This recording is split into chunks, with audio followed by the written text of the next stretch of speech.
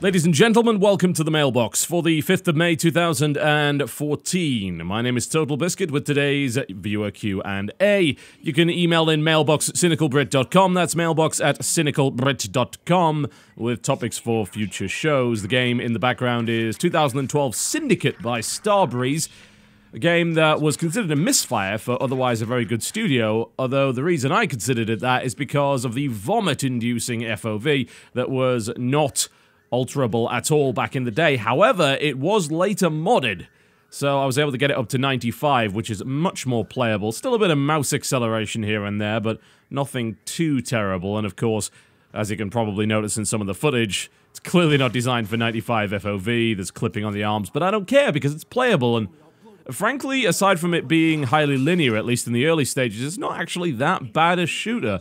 So I think I'll persist through this and see where it goes. The first email comes in here from David that says, "This isn't a question about Day 1 DLC, as I know you've done multiple videos on it in the past. Instead, I'm curious as to why people so vehemently defend it. A recent but extreme example is Child of Light, where the cost of all the Day 1 DLC is more than the game itself.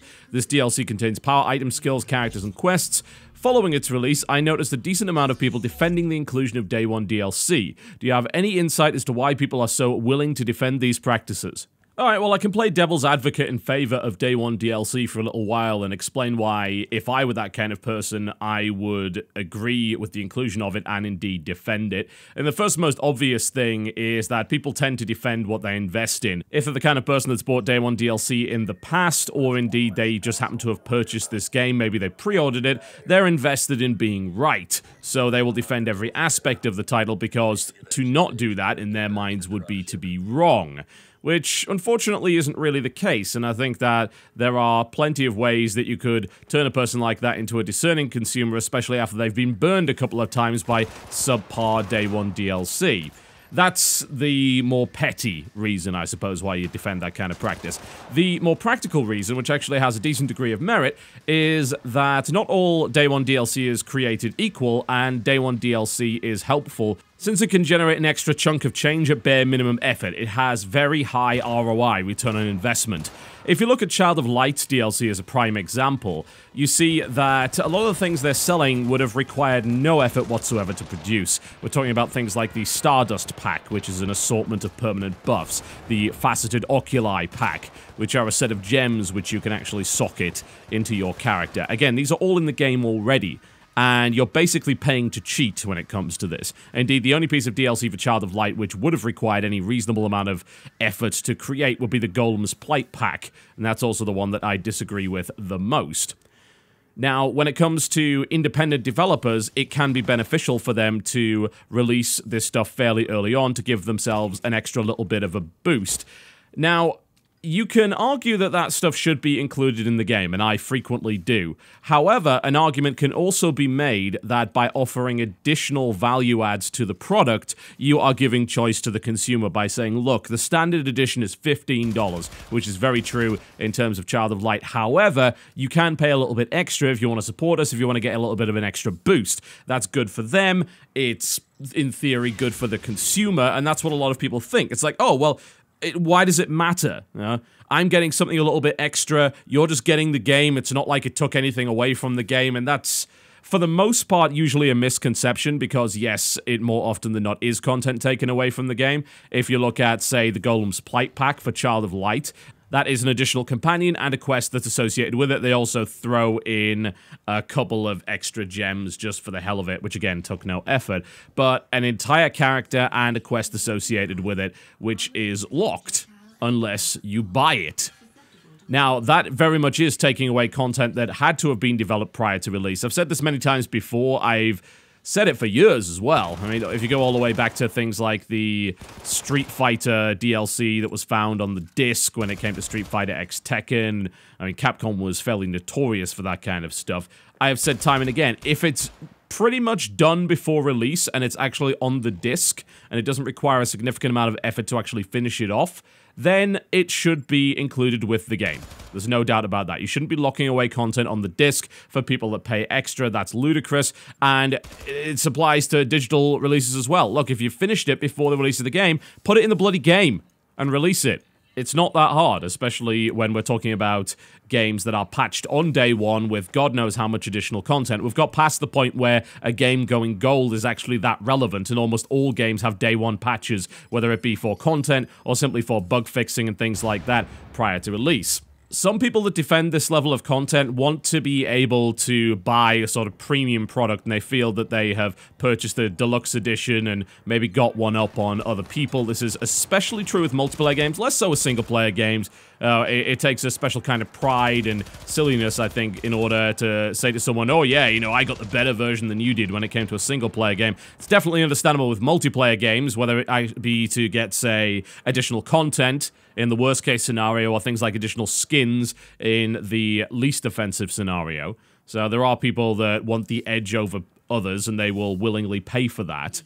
And then there are those that simply want to support the company more and want to give the company more of their money, and Day 1 DLC does give you the ability to do that. Now, I think most Day 1 DLC is reprehensible. I think there are some components that are okay, although it does make me certainly question who exactly would be buying them.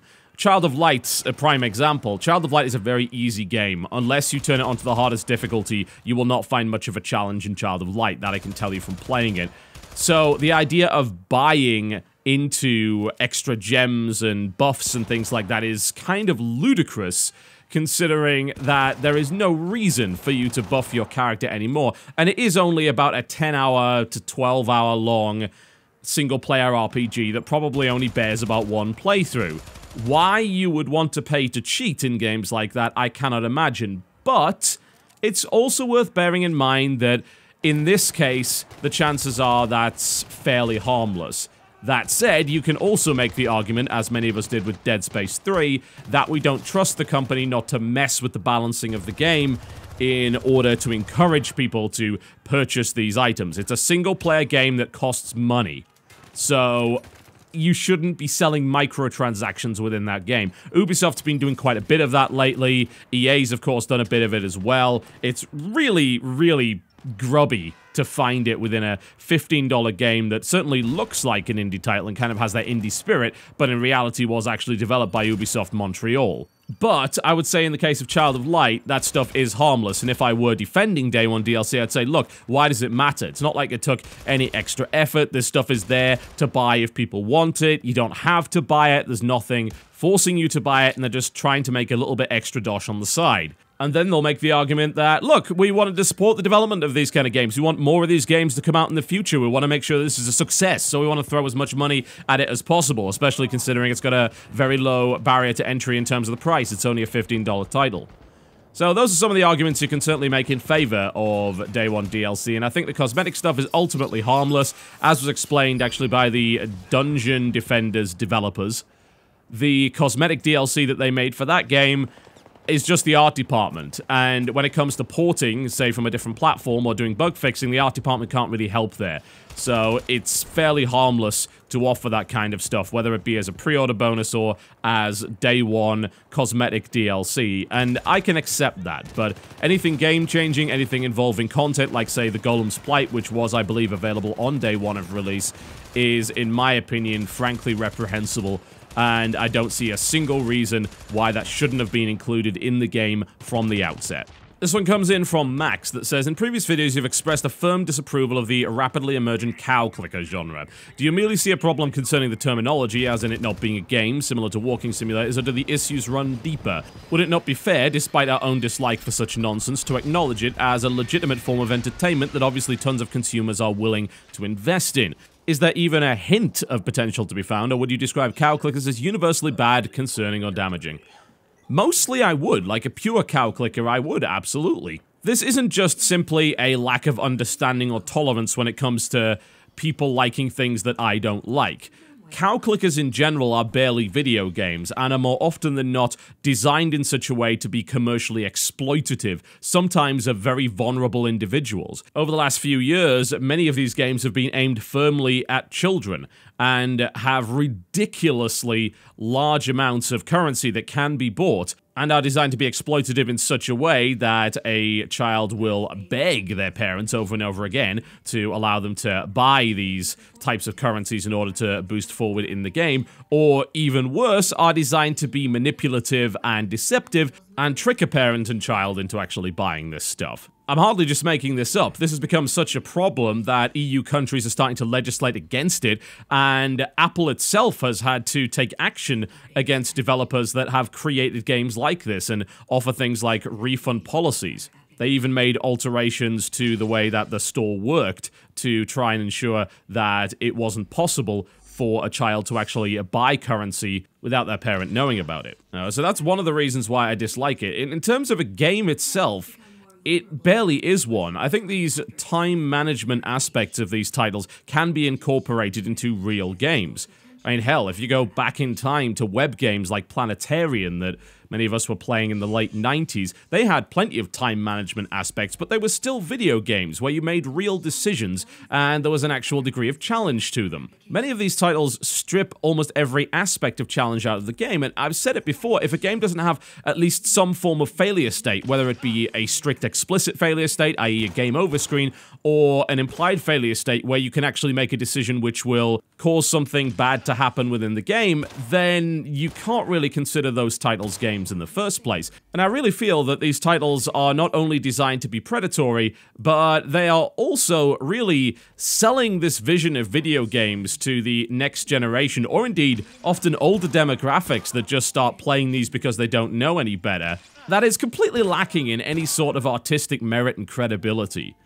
That's the real problem, isn't it? It's like the reality TV of video games. It is lowest common denominator tosh that is being fed to people that don't know any better. And there are many, many better games that they could be playing which are still aimed at a very casual kind of demographic that are easy to understand and are much fairer than titles like these and don't constantly beg for their money every 5 minutes. The advent of the free-to-play market on mobile devices has had the effect of stifling many really good titles that would have otherwise come out. A lot of people just don't pay for games on those platforms anymore, and it is resulting in more and more and more of this. It's not just the idea that a bunch more cow clickers are coming out, it's the idea that cow clickers are influencing other games. The prime example being Dungeon Keeper. That's a result of this rise of cow clickers saying, look, we're going to take what was otherwise a dark and beautiful and brilliant RTS from back in the day, and we're going to turn it into this brainless cow clicker that is designed solely to test your patience and milk as much money out of you as humanly possible. I think the only thing that I could say about cow clickers which is positive is that it doesn't waste a huge amount of your time, even though the entire game is effectively a time waster, since more often than not, you simply have to wait after pressing a few buttons.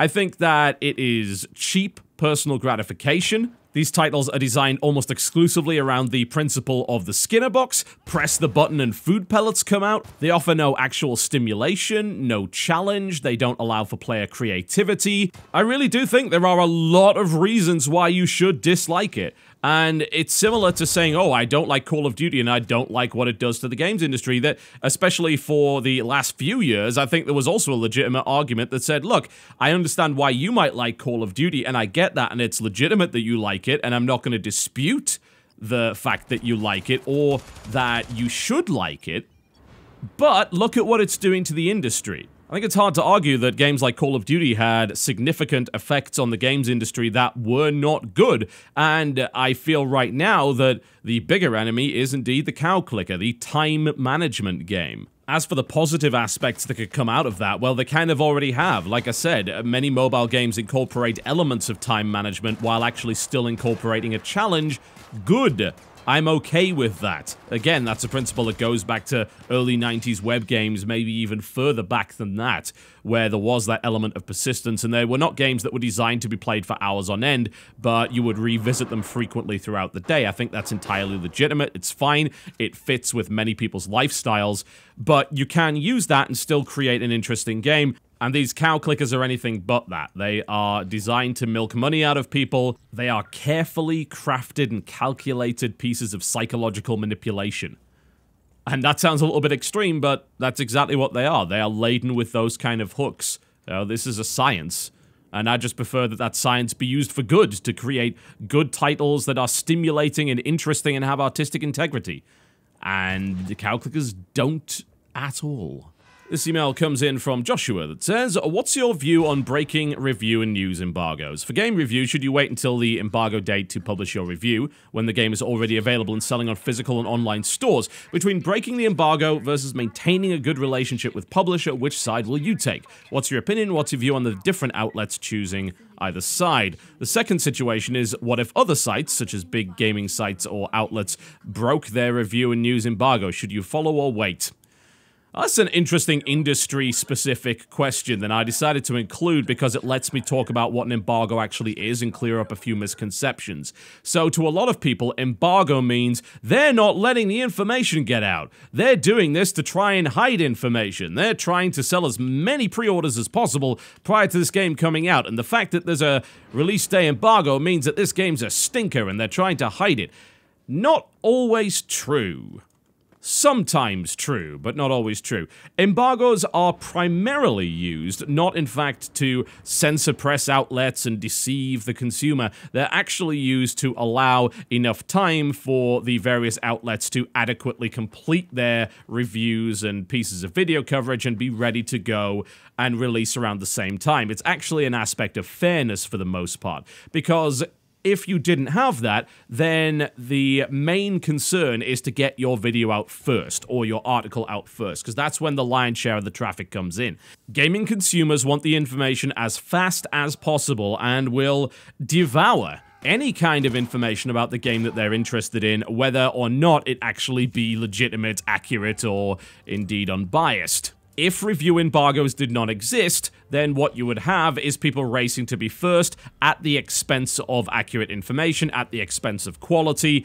It would be a rat race. It would be absurd. So embargoes are required for that reason. The other reasons why embargoes exist are, one, to try and control the message. You know, they want a calculated burst of information at one particular time to try and maximize the attention that a title gets. There are a number of different reasons in the modern media world, including things like Twitter or Reddit traffic, for instance. Social media is a huge deal. If you hit all at once with all of these reviews, you get a higher chance of, say, getting a trending topic on Twitter, or for topics to rise to the front page of places like Reddit. You get more posts on Facebook, the YouTube traffic increases, the Twitch streaming traffic could potentially increase as well. There are a lot of factors to consider there, and making sure that you time what is basically a promotion bomb can be important to the success of your game. And then, of course, you have the idea that you want as many people to pre-order as possible, and if there are too many reviews out, especially if the game's not very good, people are more likely to either cancel their pre-order before they buy it, or not pre-order in the first place. Now, as far as I'm concerned, all embargoes should be set at least a few days prior to the release of the game. And indeed, if you are confident in your title, you have no reason not to do that. It tends to vary not only on a publisher-by-publisher basis, but also on a game-by-game basis. There are some publishers who I can rely on to give me an embargo that will be a week prior to release, and then sometimes a game comes along where they give me a launch day embargo. I'm like, what? You gave me that? And then you realize why that is. Sometimes they just change it. Maybe the game's just really, really buggy prior to release. Maybe the game's just not very good, and they want to try and hide that for as long as possible. So, to the question, should you wait till the embargo date to publish your review when the game is already available? Usually, I would say no, at least for my kind of content. I can kind of get away with it because I don't do reviews, yeah? Whatever the case, I can always say, look, I actually do first impressions, and actually, what's happening at the moment is a lot of publishers are distinguishing the two.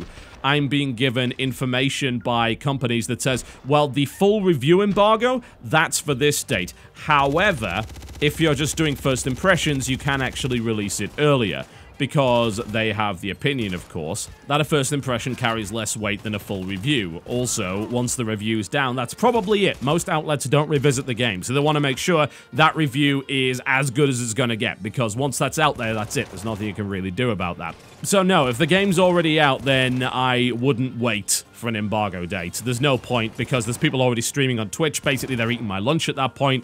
So there's no way I'm going to hold on. And honestly, I think maybe in the 4 years that I've been doing this, I can think of 1 or 2 occasions where the embargo has for some reason been around longer than the actual release date. Most companies are not that stupid, and they don't expect people to hold on to their coverage once a game is actually out in the wild. If other sites broke their review and news embargo, I would probably follow suit, honestly.